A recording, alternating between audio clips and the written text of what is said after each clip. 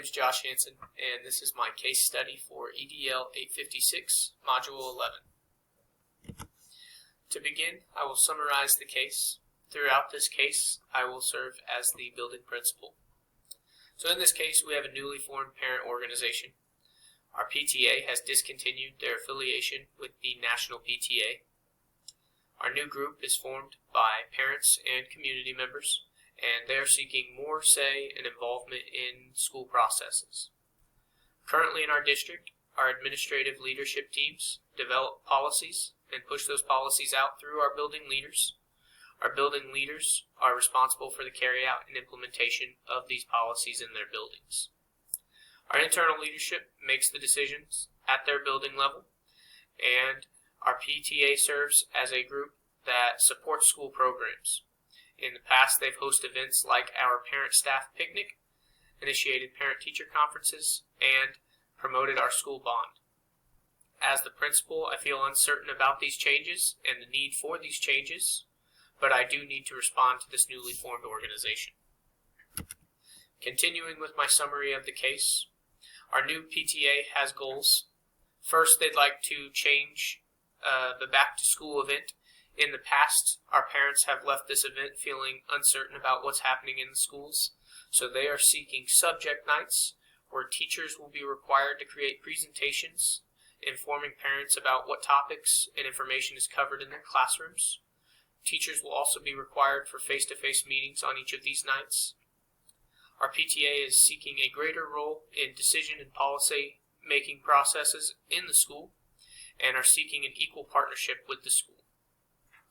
Our PTA has established committees. These committees will collect data and evaluate school processes in the areas of discipline, teacher performance, curriculum, and the overall functionality of our school. Next, I'm going to discuss the legal and ethical issues in this case, beginning with our legal issues. The first legal issue in this case would be the violation of FERPA and student privacy, as the newly formed PTA group wants to collect this information on students and teachers. The second legal issue would be the negotiated contract between the district and the teachers. I know that in my district, our teachers are very passionate about their days, so if we do plan to implement some of the proposed changes to our back-to-school nights, we will need to work that into our contract and ensure that our teachers are compensated for their time. The ethical issues in this case are, I understand the value of my PTA and the support they can bring to our students and our school, but I don't want to give them too much control and compromise the rights of my students and my teachers. Next, we'll synthesize what happened in this case. A new parent organization has formed and wants to be more involved in the decision and policy-making processes at my school. They have also formed committees and are seeking more input in the areas of discipline, teacher performance, curriculum, and the overall school evaluation.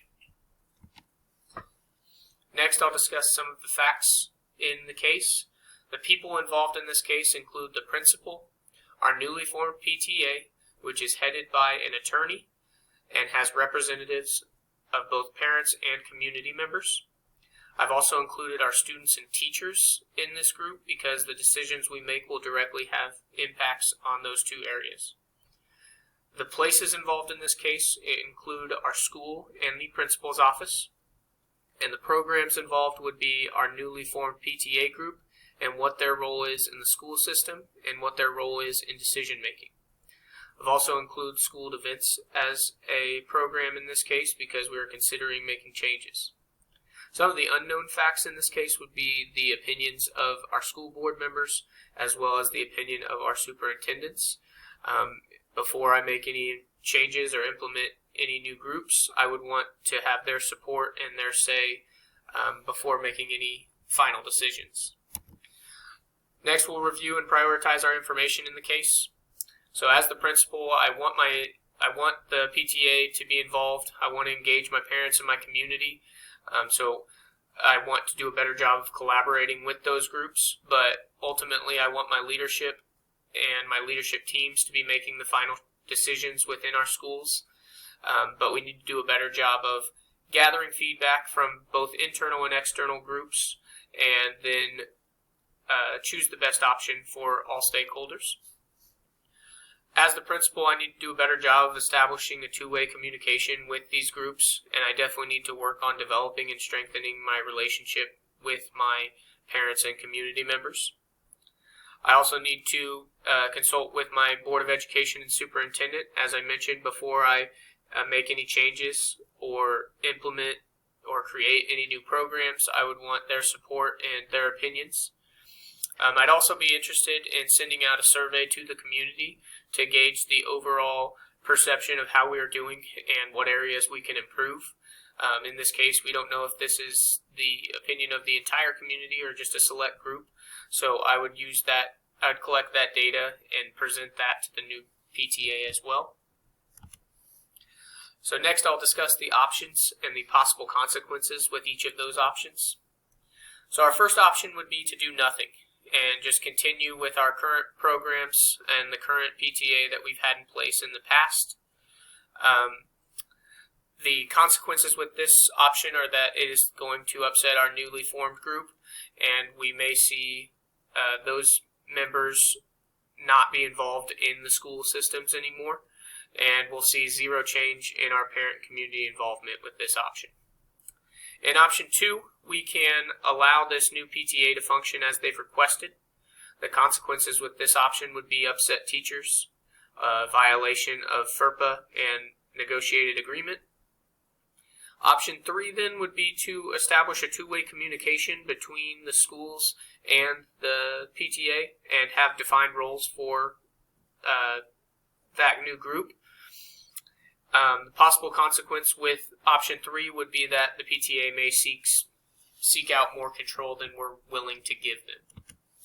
So evaluating these options, in option 1, if we continue with the same old and do nothing, we'll have the same routines, the same expectations, but the cons will be that we have an angry new group and little to no change in our parent involvement.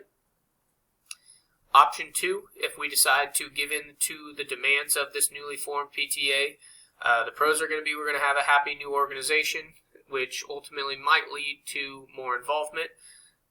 But the cons of option 2 are that as the principal, I'm going to lose control.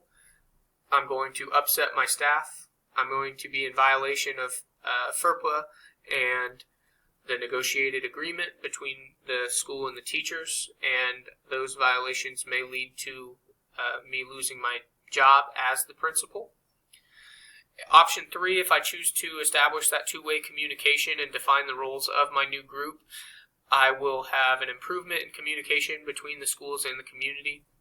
I will do a better job of collaborating with the parents, and it will increase the involvement. And ultimately, our decisions will be made with the collaboration of all stakeholders, but the final decisions will still be made by our trained professionals. The cons of this option are that our newly formed PTA group may disapprove of this and may seek out more control still. The best option in this case would be option 3. I believe that creating that open two-way communication with this group and strengthening those relationships would make a huge impact in this case. So I would begin by meeting with this new PTA and inform them of their role in the district and work to create that two-way communication.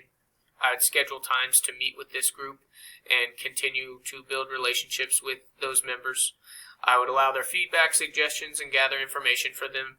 I'd also provide them with information on our site council teams and invite them to attend our school board meetings.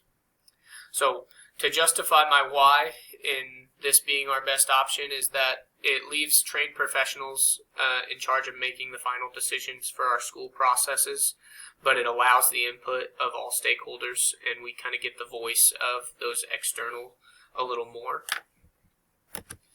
So implementing my decision.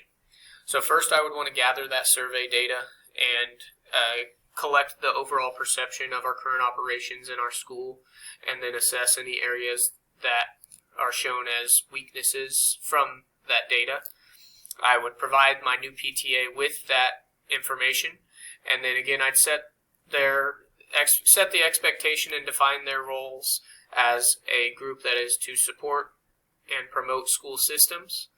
I'd evaluate the way that our communication channels are being utilized in the district, and I'd work to strengthen relationships within the new PTA group. I would schedule PTA meetings, and I would invite them to school board meetings. At our school board meetings, anyone in attendance has an opportunity to come up and speak. So that would be an opportunity for them to express their concerns, questions, and ideas with some of the leadership within our district.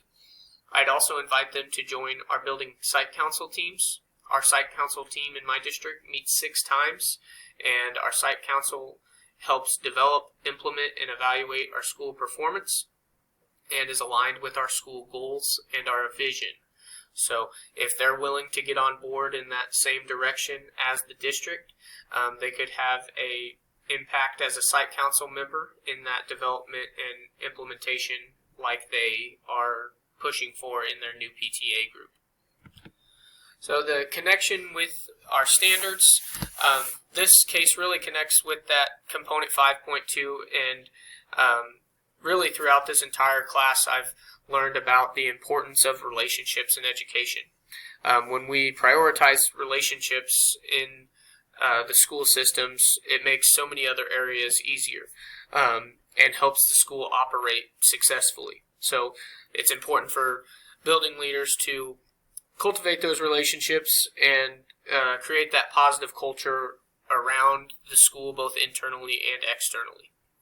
Lastly, this case and this course has taught me so much about two-way communication and the importance of that open communication between schools and the community and the external leadership. When schools are able to successfully communicate, we're able to acknowledge and include the voice of those community and external groups and provide them with an opportunity to share their voice and their opinions. So